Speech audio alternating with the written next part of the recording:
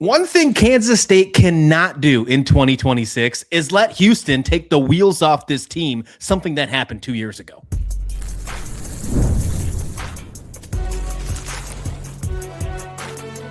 You are Locked On College Crossover, part of the Locked On Podcast Network. Your team every day. Yes, welcome on into this Locked On College Crossover, Locked On Coogs, Locked On Kansas State bonus edition. Parker Ainsworth, Christian Rauh hanging out with you. Let's talk a little college football. It's never too early to talk college football. And I let you talk 30 minutes with me on Houston basketball earlier today, and I needed some football, a nice little mouthwash refresher for that one after that episode. So let's talk this. I think that, first, let's say that welcome on in, Locked On Podcast Network, #1 sports podcast network. Thank you so much for making this your first or second listen of the day. Really appreciate you stopping by. Hey, look, I want to ask you this question. 2024, you all know what happened. I know. Wait, can you remind us? Can you remind us what happened? Sure. Let me get out my handy dandy notebook and tell you what happened. In 2024, Kansas State was 7-1. Kansas State was ranked in the top 20 in the AP top 25. They were rolling. They looked great. And then here comes Willie Fritz, and here comes the Houston Cougars, and they stole one. That's what happened. They stole one, and the wheels fell off against Kansas State. Houston didn't win a single game the rest of the season. To be fair, y'all didn't win many either. Yep, call it a fluke. That's true. Call it a fluke. Call it whatever you want, but the wheels fell off Kansas State. That's true. We didn't win too much afterwards. We wound up going to playing Rutgers in the Rape Bowl and finished the season 9-4. Not to get too far inside on that one. The funniest thing was like 2 or 3 weeks ago on the squad, 2 or 3 weeks later on the squad show, JT was like, "When was the last time Houston had a top 20 win?" I was like this month, man. Look at us just finding a way to slide JT slander in here. That's what I'm talking about. Good. I love that. Oh, anyways, this is what I'm going to say. Hey, Collin Klein's the head coach of Kansas State now. It's not Chris Klieman. You're one of Collin Klein. This is where I think it's super important that Kansas State can't let this happen again. One, it's because it's, a big important game. It's in the Big 12 conference. Collin Klein needs to have an important, season. I think this is a really important thing. It's Avery Johnson's last year. I want to talk about the quarterbacks in a minute because there's some veteran quarterbacks in the conference now. But two, listen to this. I think this is the key game for the entire season for Kansas State. The reason I say that is because it's the first home game in the conference for Collin Klein. He gets 3 chances at Bill Snyder Family Stadium in non-conference. Sure, he's got Nichols, Washington State, Tulane. He's got Cincinnati on the road for the Big 12 opener. But after that, on October 10th, they got a bye week before that. He's got a week to prepare for the first home game in conference against the team that knocked really their college football playoff hopes out of the building in 2024. It is the perfect I got you moment for Collin Klein and Kansas State in year one. Yeah, and what's interesting too for Houston is I think that's also going to weigh similarly heavy, and so it kind of makes it a fun matchup, frankly, right? Like early October, season getting started, but it still kind of tells you what direction this is going to go. For Kansas State, this is a rebuild. Is this a fast track? For Houston, is this another 10-win season? Is this maybe a step backwards, regression to the mean? Right? Houston has Oregon State, Southern, Texas Tech, that is, Georgia Southern, and UCF as their 5 games previous to this one. And look, Houston gets 2 conference games as opposed to the one that Kansas State gets. I think Houston beat UCF in Orlando last year. I think they should feel confident about that one. And while I will talk myself into them beating Texas Tech by Friday morning, because I do that every week, Christian, you should. If I'm being honest, they could lose that game by double digits, and I don't know that it necessarily tells us a whole lot about that season because Texas Tech will do that to a number of teams. Now, I could also see them winning that game and being like, oh my God, and then having a letdown. Who knows, right? But Kansas State's an interesting test for Houston early too. It does worry me though, Christian, as a Houston guy, y'all get a bye week and 2 weeks to prepare for first conference game, new head coach at home. That's a big deal to me. That's a big deal. And it's a big deal with the returning players like Avery Johnson, some of the key returner players that were there in 2024. Joe Jackson, who's going to lead the charge in the running back room, he didn't have a huge role, but he was there. So you have the opportunity to, dare I say, right some wrongs in 2026 in the final year of Avery Johnson's collegiate career, in the first year of Collin Klein's career. in coaching and trying to bring the new old school back to Kansas State. That's what he's trying to do. Bring back the Snyder years to Manhattan. That could all start in that game, October 10th. As much as you want to look at the Big 12 opener, which always feels like it's on the road for Kansas State, as much as you want to look at that one, I am circling October 10th. I cannot stop staring at that one because afterwards you have the Sunflower Showdown. We'll get that win. You'll continue the streak. That's fine. But that one right before it, that one right in the middle of the Big 12 opener and the Sunflower Showdown is the game against Houston. And I'm starting to think, we've had this conversation before, there's like this weird small rivalry between us, something that you've looked for, Houston, as trying to be one. I want one. Well, you're looking for trying to find, remember, we've talked about this, trying to find rivals as being a new conference. I wasn't calling you out, but I'm saying there's like this little small heated rival, at least a chip on their shoulder, at least for Kansas State coming at Houston. That's how I feel. Well, and it's interesting because you mentioned that y'all play Kansas the next week. Houston goes at Kansas State and then hosts Oklahoma State, who could be I could see being like insert win number, and I'd believe it. I don't know what to expect. Biggest conference wild card. But that could also mean they're really good. And then Houston, after Oklahoma State, has to go on the road to Utah. And look, I know they changed coaches and a lot of guys left to go to Michigan. And frankly, Houston also beat Utah in 2024. If we're going back in time a little bit. That is a program that I do think, as much as we like to joke on JT and joke on the Utes or whatever, is probably still going to be pretty good, and it's on the road. And so quickly, you could look at like, okay, October 4th, Houston 4-1 or something, and October 24th, you're 4-4. Like that 3 weeks, if you don't handle it right, Kansas State being the front end of it, is an important 3 weeks for Houston. So are you saying that there's a possibility that maybe Kansas State could knock the wheels off Houston in 2026? I can't make my voice any higher. That was a long pitch. Houston lost 3 games in all of 2025. Yeah. That they could lose 3 in 3 weeks feels like a lot, and it would feel like a step backwards. It would feel like a step backwards. Yeah, Willie Fritz is built. And what I feel like Houston, we would have a problem. Yeah, I feel like we would. There's the line. Hey, there it is for you. I got you. I found it away. Check it off the box that I got to say that on Locked On Coogs at some point in my career. Drink it. Yeah. If you start, what Willie Fritz did last year was super impressive. I really do. I really love what he's done. And then this year, he's focused really heavy on being the identity in the portal. And then his recruiting class this year is very impressive. I don't think if you combined his recruiting and his transfer class, I don't think it's been talked about enough. That's coming from a guy that covers Kansas State, but understands the Big 12, understands college football. They're not talking about Houston enough. I'm well aware of that. That's why I am pushing Kansas State fans, everydayers, to focus and circle this one on October 10th. This is the game that really matters. This is the game that really will show the true identity of Kansas State's football team. Are they truly back? If they go into this game 4-0, they take care of Nichols, Washington State, Tulane at home, they go on the road and take care of business in the Big 12 opener.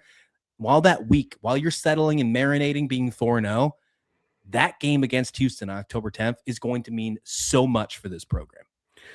Meanwhile, as a Houston fan, if you go into that game and you win that game as a second or third conference win already, you're starting to feel less like 2025 was a fluke and more like it was setting a standard. Looking at a program like, yes, it's given friendly schedules in 2 consecutive seasons, but also taking advantage of those and kind of building a program with those wins and stacking those things up. And look, I know I talk about what could happen if you lose this game as Houston, but if you win this game, then you host Oklahoma State, which again could be anything. You don't know. It's the mystery box. It could even be a boat. And then you have at Utah the next week, right? Which is, again, they changed their coach, and you get a bye against Cincinnati. Things could really start rolling off of this one as well. And that's kind of college football. Like, I don't mean to go back 2024 and bring up bad memories, Christian, but it is interesting how these things can snowball in either direction for a program in a given year. Mestamaker does sound like a name of a boat, by the way. So I just want to put that out there. Hey, one thing that both of us got going for us is that our quarterbacks are returning for 2026. That's big news for both programs. Let's kind of get into that. And you got some interesting portal pieces, and so did we. Let's wrap that up on this bonus edition of this Locked On College crossover.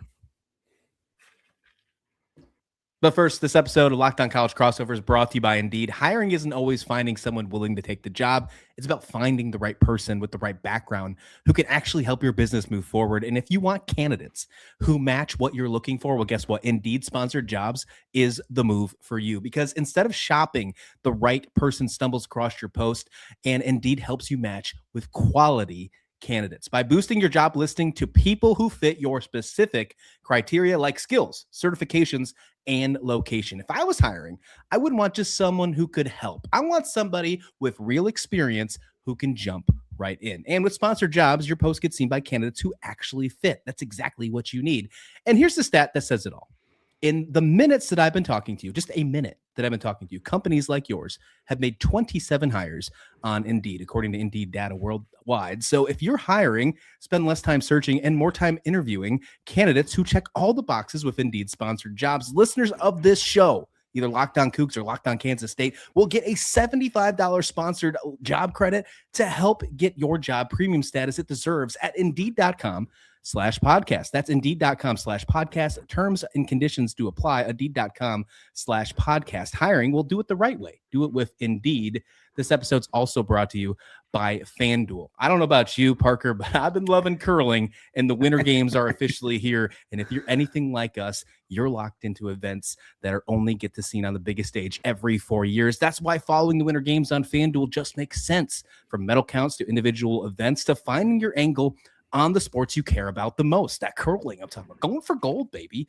FanDuel gives you the most ways to start and stay connected in the action. Every niche event becomes must watch when you're fully locked in to the competition. The Winter Games are on, and there's no better way to follow them with FanDuel. FanDuel, play your game. Welcome back to this Locked On College crossover. Locked On Coogs, Locked On Kansas State. Parker reminded me of bad memories of 2024, but that's okay because he also told me if they lose against Kansas State, the wheels fall off in 2026 for the Cougars. He said that, not me. Don't go back. Don't rewind. It was him. Hey, one cool thing about this game coming in is we're not the spring chickens in the Big 12 when it comes to quarterback play anymore. Right. Conner Weigman, Avery Johnson, the Big 12 vets now inside the conference. Well, interesting stuff. And before we get too far into celebrating these two guys, it has to also be really cool. Y'all changed coaches and retained a starting quarterback.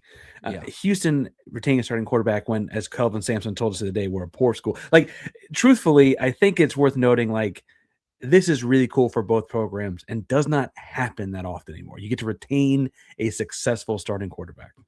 Yeah, and on your side, you didn't even have the fact that you brought in arguably the best quarterback in the 2026 recruiting class, and he's still sticking around and knowing he's going to sit behind Conner Weigman in 2026. And Avery Johnson, you mentioned a coaching change happened. Collin Klein was actually the one who recruited Avery Johnson because remember, he was the offensive coordinator for K-State when they won the Big 12 championship 2022, 23, and so far. He helped get Avery Johnson here, so that helped him stick around. I'll be honest with you. This is as we're talking here, one-on-one, is if Chris Kleiman is still here or they go and hire a different coach, I don't think Avery Johnson's the quarterback for Kansas State this year. I think the only reason Avery Johnson is returning, and I'm glad he is, it's because Collin Klein's the head coach. Well, and I don't know that makes it the right decision on its own. It certainly does not make it the wrong one, right? Like, it certainly helps, I think. If he were to leave and walk, he leaves and walks. You still got to build a program. It's more than one guy. But I think it helps a lot just for some continuity at a very most important position in sports. Are you expecting a big step forward for Avery, returning to maybe how he played for Klein before when he was the OC? I mean, what are you looking for in 2026? Well, when he was the OC, Will Howard had the helm, and you just had a little bit from Avery Johnson kind of playing it. Yeah, so there wasn't really a lot of things that you got from him. I am hoping that Collin Klein can unlock Avery Johnson because I think over the last 2 years, there's been a lot left on the table. The talent is there. I don't think anybody will question the fact that Avery Johnson is a very talented human being. A lot of people think he's one of the top or could be one of the top dual threat quarterbacks in the conference. And I've gone on record at points saying if he goes to his full potential, he could be seen as a dark horse Heisman candidate. I'm not ready to do that this year because he's more of the, what have you done for me lately? I got to see it this year. But I do think if anybody can unlock Avery Johnson, it is Collin Klein. I think he's an offensive guru. What he's done at Kansas State in the past, he's got us a Big 12, helped us get a Big 12 championship in 2022. He got Texas A&M to the college football playoffs last year with Marcel Reed. I think Avery Johnson's better than Marcel Reed. I don't know about you, Texas fans. I know Houston, Texas, excuse me. I know you're down there. You could think what you want about Texas A&M and those quarterbacks. I think Avery Johnson's a better athlete than Marcel Reed. So I'm excited to see what it is. But I'm not going to say, like I did last year, saying he's either 1 or 2 in the Big 12 rankings for quarterbacks. I think he's still top 5, but he's got to prove a little bit more to me. I think that's fair. It is a quarterback-strong conference, though. It always has been. It's very strong. I think that you mentioned the A&M connection there with Reed and, like, obviously Weigman being there, too, at once upon a time. Good point. I think that what's interesting is to, like, watch where these guys grow. Like, I have said on my show, and I'll say it again here, I expect Conner Weigman to probably be more efficient next year. I actually think it's going to run the ball less and like not be used in the same. Not that he like can't do those things. I think he won't have to. Every game he'd have, let's say 10 runs to make math easy. 3 of those would not be planned. I think he'll have less unplanned runs in the course of 2026, given that his offensive line is a little bit better, so you're not scrambling for your life as much. His wide receiver room, I think, did improve, although you lose Tanner Koziel, obviously, the NFL. I think they have other ways to make up for that particular part of the passing game. I think that if they bring back Amari Thomas, I think you're going to see him need to do that less. Now, quarterback design run, quarterback sneaks, it'll be a little bit different. You also mentioned Keyshawn Henderson coming in. I don't think he's going to redshirt. I think there will be packages where you use him as a true dual threat. He's a dynamic. I mean, I know I'm a basketball guy. That dude's out there hooping on the football field. Like he can move. You think it's going to be a test for the packages and then go for the red shirt? Or you think it's just full season with packages? He got there in December. He was actually involved as a practice player throughout the month of December and bowl practice and stuff like that too, because they get to do that, which is pretty cool. I think that you'll probably see him in especially those early season games, right? You get Oregon State, Southern, and Southern HBCU you get to play at home. Oregon State you get to play at home. Like you get to see him in those kind of games. I don't know if you roll out against Tech or not, depending on how those two go. I guess theoretically, though, if those things are just atrocious, you could hit the red shirt button. But ultimately, I think that if he's showing that he can impact winning, look, man, he's probably a couple years in going to the league anyway, right? Like let's use him while we can, And so I think that that's more the option. I think that balancing those two guys, though, will take some of the running off of Weigman's plate. He has had injuries in the past. You don't want to take too many hits. And I think he'll be just as efficient, if not better, throwing the football. And the stat side of it, I don't think he'll be a worse runner. I just think the stats will be the same on that because it'll be split elsewhere. Also, you brought in a pretty strong running back in Mekhi Hughes. Where do you see Avery Johnson's game going? Because I've talked a lot about my man Connor, and people know I can talk about Conner Weigman for a long time. But Avery Johnson had a really good year 2 years ago. Not so great year last year. What direction are we going here? I would like to see him be a little bit more patient, but I think he's going to be opened up more. At the beginning of the season this last year, they stopped him from running the football. They were making him be a pocket type of guy and not taking the runs. And I think that was because they were fearful of losing him to injury, because they were also dealing with the fiasco of Dylan Edwards. So they didn't have the other star in the backfield. And then at the end of the season, when they had no choice, there was like bowl game or nothing. Although Kansas State didn't wind up playing in a bowl game, although they were eligible, they unleashed him again. Collin Klein, I don't think is going to ever put that safety net on him. I think they're going to let him go loose. It's his last year in college football. I think this is his last chance to get himself potentially some raised draft stock, because I think right now you could probably put him as a fringe. Does he go to the draft? Does he not? Like it's a tough situation, I think, for Avery Johnson because of what his last 2 years have been for him. So it'll be interesting, definitely for sure. But I think a successful season for him would be to continue to limit the turnovers, because all the way up to the Texas Tech game this past season, he was very good in the turnovers. Once they started being a little bit more aggressive and kind of playing, with no care in the world, like everything, with nothing to lose, and a couple other things happened in that game. Yeah. But other than that, if they can limit the turnovers, I think if you can get him back to being that dual threat that a lot of people expect him to be, then I think it's a successful year for Kansas State, not just Avery Johnson. And I think you get them to easily a higher than 6-6 record. My expectations is not Arlington for Kansas State, as long as we're on the same page, but I do think it's realistic to be 8-4, maybe even 9-3 in Collin Klein's first year. Like, looking at the schedule, 7 home games. You don't play week 0 in Dublin this year either. Like, I think it is realistic to have 8 or 9 wins. Well, and I see your schedule as frankly a little more challenging on paper in February than Houston's is. At Iowa State, I think Arizona will be good next year. Like, those are at TCU. Frankly, it's a weird place. Those are challenging games in the year, right? At Arizona State, who knows what they look like, but they'll be all right, I think. That's all challenging. I think Houston, and I don't mean to say they have to win 10 games. I look at the schedule and think Houston can absolutely win 10 games again. And I don't know if they're actually going to be better or not. I think that they should be. They brought in a really good transfer class. They brought in a really good high school class, and they retained both coordinators. Last year, they were dealing with 2 new coordinators. I think that they ought to be better. And they have a schedule that, again, seems pretty friendly. Have to go to Lubbock, have to go to Utah. We just mentioned I have to go to Kansas State. But I'll say that. I mean, a road trip to West Virginia and the Rich Paul Mountaineers. Shouts to Mountaineer Paul, I guess. I think it's a friendly schedule in a lot of ways. Yeah, I agree. Hey, one last question before we go. I'll ask you your favorite question. Is it as simple as just saying stay healthy? What does a successful year for Conner Weigman look like? I think the big deal for Weigman was last year. So last year, make sure you get this number right. He threw 9 interceptions.